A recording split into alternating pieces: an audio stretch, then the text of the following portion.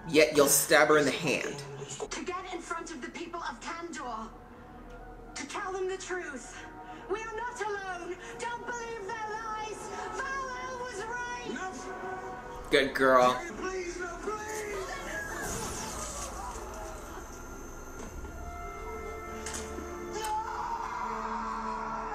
That's scarring, at the least. Gonna keep him motivated, though. If I didn't know you better, Jaina, I'd think it was an act of mercy. They knew exactly what you do to them if they surrendered, or did you forget the resolve of House El?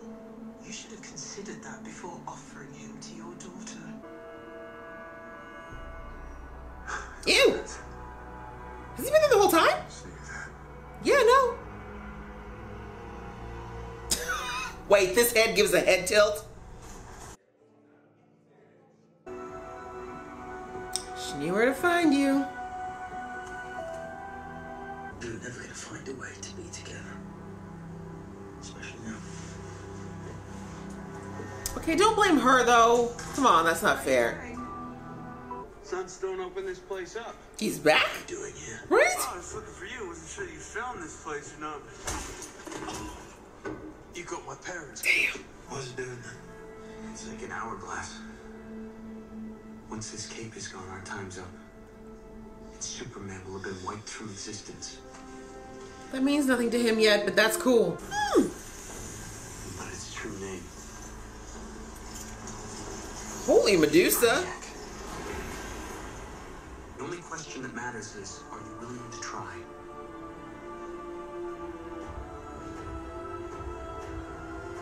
Do or do not, there is no try. Nice! Okay. Well, that was actually quite nice. That was the very first episode of the new series Krypton, and I gotta say I liked it.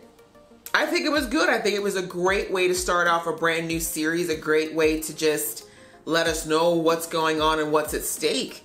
I'm surprised at the amount of exposition that they gave us in the first episode right off the bat, but I'm not mad at it simply because since this is such a prequel, we all know the story. I shouldn't say all of us, but let's face it, almost everybody who's watching a show like this has probably watched something to do with Superman or read the comics, so they already know how things end up. I think this was really fun.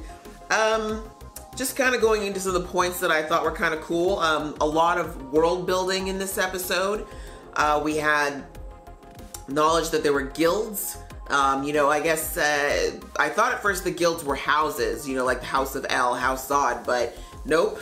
They're actually, I guess, groups where people go to work or where you're assigned, and all of that is based off of your genetic coding or what they decide they found in your DNA.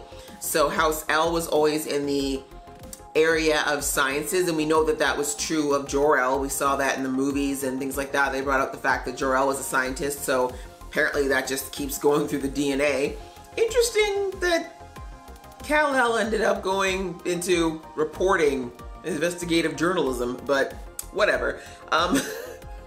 You would think that maybe they would have made Superman or, Clark Kent into a scientist instead, but anyway.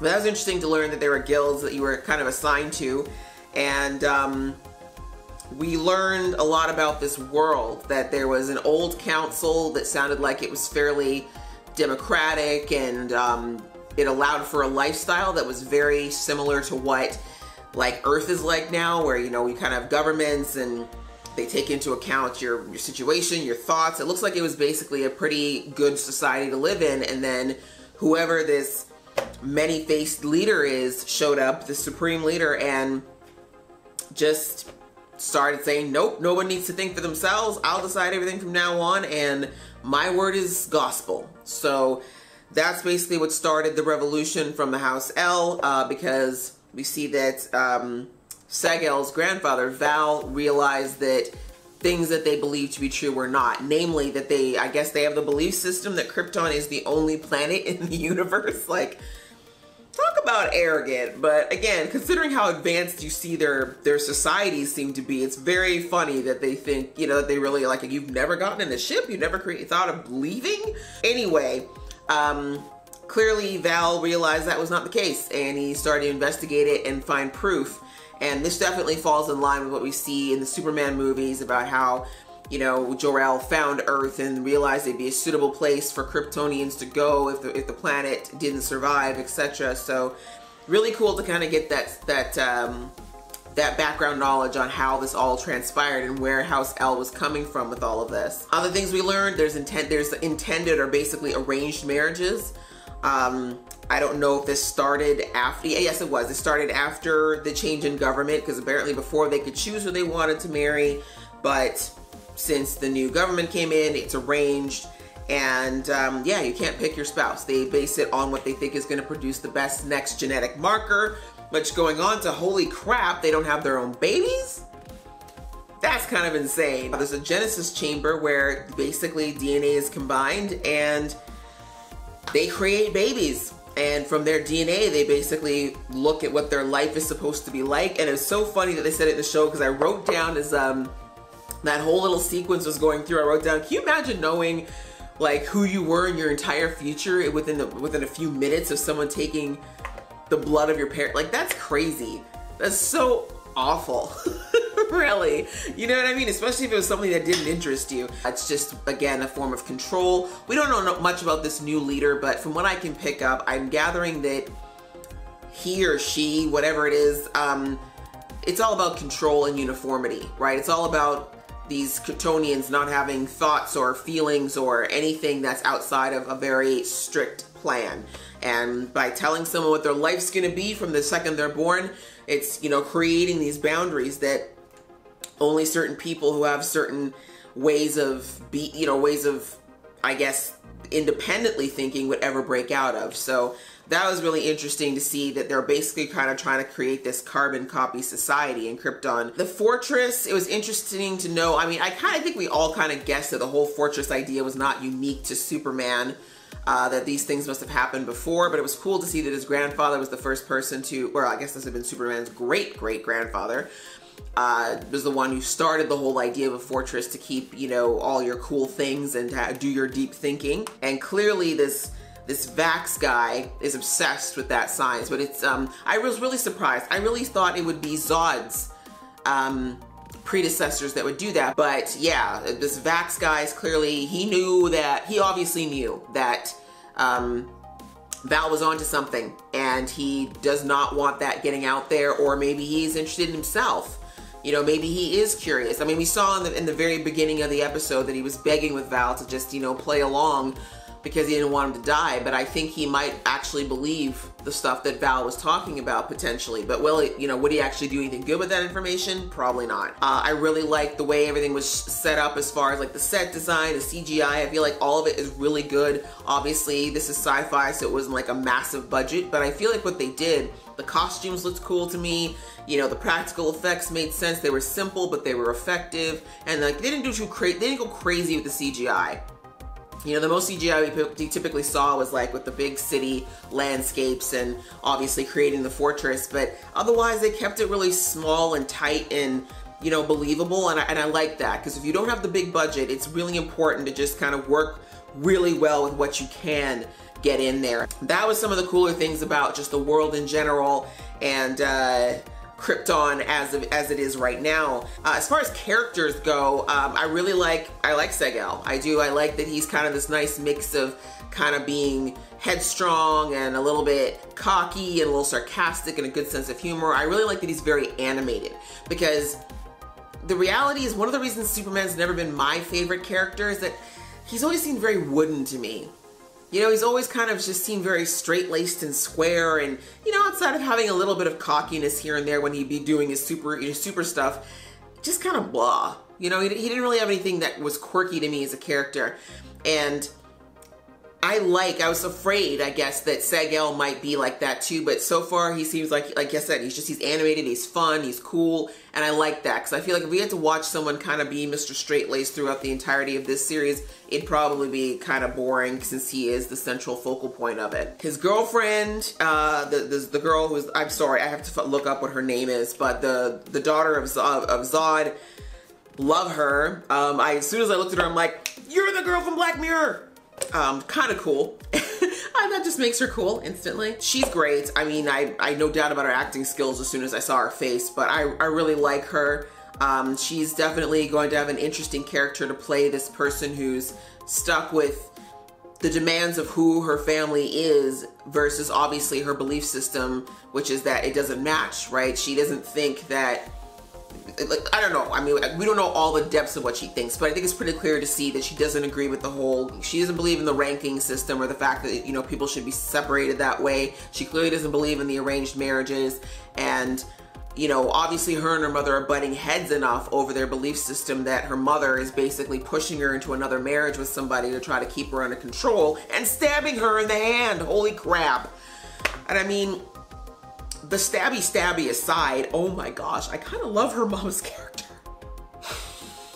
Wow, like that actress, I don't know who she is, I gotta look her up, but holy crap, I don't know if she's always been that jacked, but holy crap. Ooh, her arm, oh my God, that whole scene with her, with the sparring, she just had this commanding presence. It was amazing, I loved it, like I believed it. Like, if you want me to believe that you are the leader of the Protectorate Guild of an entire, well, I don't think it's the whole planet, I guess it's their little section of it, I need to believe that people are gonna believe that you have the right to be in that post. And whoo, did that girl ever deliver, my Lord. Just even the way she held her shoulders back and her whole demeanor, it was very imposing and strong and confident, and I loved it. Loved it, loved her.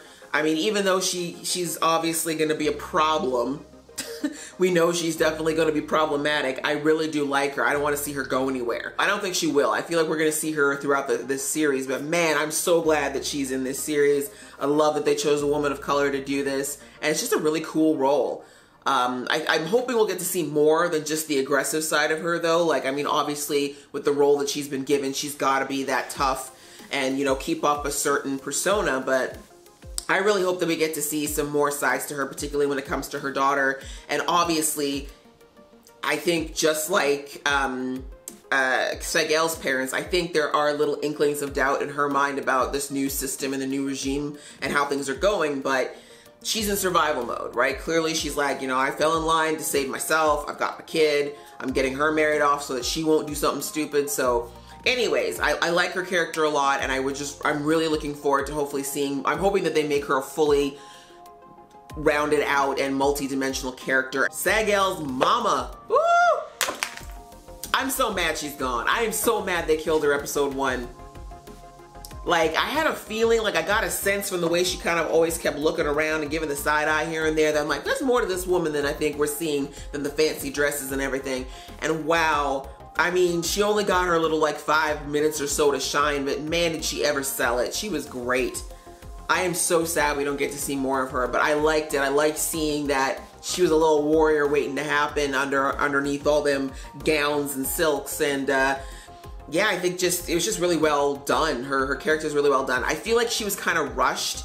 I get it. I mean, obviously her death, both of his parents' deaths were serving to kind of push Kal-El along in his storyline, but I feel like we could have waited at least another episode, maybe even 2 before we took her out, or took both of them out. It just seems a little bit rushed for episode 1, but I'm not that mad at it. Like, I feel like there's still enough story and enough stuff left for the rest of the season that I'm not too mad that they took out such a cool character so quickly. I mean, you know, these superhero stories always seem to have involve the death of one or both parents, right? We can't have any of these heroes actually be people with parents, right? They're always orphans.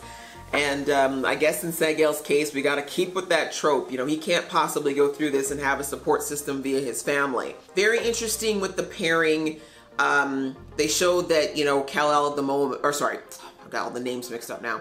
They showed that Seg-el is supposed to be promised to Vax's daughter, but we saw, I think I think it's really smart how the show kind of showed that obviously that's not going to happen, because they did the whole DNA thing at the Genesis pod, and we saw that the child that they were going to produce is clearly not Superman's father, right? We know who Jor-el is. And he is not going to be any of the things that were mentioned in that little soliloquy. So we are pardon me, we already know that that's just kind of a red herring at this point, but I'm interested to see how this whole dynamic is going to work. You know, now that his parents are dead, and you know, we all know that the way when people deal with death in very different ways, and at the moment seg-el's very much like this. He's pushing everyone away, including his girlfriend, who, you know, I mean, what was she gonna do? There was nothing she could do. She clearly can't control her mother. Her mother stabbed her in the hand. Well, I don't know. We're just gonna have to see how he navigates his relationships going forward. I really like him and the Zod girl together. I think it's a very interesting idea, because I'm trying to remember if in the Superman films they mentioned any possible way for Kal-El and Zod to be related. They never mentioned that, but we don't know how many Zods there were, right? I mean, just because that Zod doesn't mean it's the same family tree directly as what we're seeing here. But I think we're getting the hint that Jor-El's mother was a Zod, and I think that's kind of cool. I always love the idea of hero stories where you got people who are kind of like arch nemesis, but they actually have like all these different ways that they're connected. Like, right, please let me know in the comments below. For those of you who remember, you know, Dawn of Justice better than I do, maybe you remember whether or not Zod mentioned, I think he said that he and Kal-El's father were like super good friends, or at least they were super close. I think he said they were very, very close until he turned against Krypton or whatever. So that could explain why their relationship was so close if they were actually like cousins. And I like the idea again of Superman's dad being, you know, a joining of these two houses that eventually became so diametrically opposed. But yeah, I think that was pretty much the whole episode right now. I think it was there was a lot in there. It was action-packed. But I think they did a pretty good job of balancing exposition with action. It was a lot though. I feel like I'm hoping that in the upcoming episodes they can kind of just meter out some of this stuff a little bit as far as pacing. I don't want it to go to a snail's pace. I don't want filler.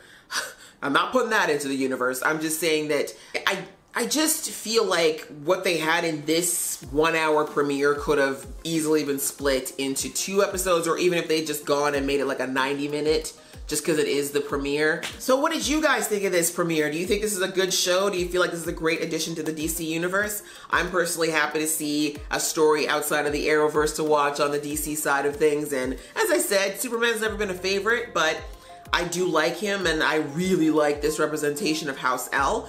What do you guys think? Please leave your comments below. I'd love to read them and get involved in that conversation with you. So if you like this video, guys, please click like, and if you want to see more from this geeky face, please click subscribe. And if you haven't already, you can download the Stardust app and follow me there at GeekXXChic. You'll see reactions to this show, as well as a lot of others that I do reactions to, and they go up super, super fast. So thanks so much, guys, and until next time, see ya!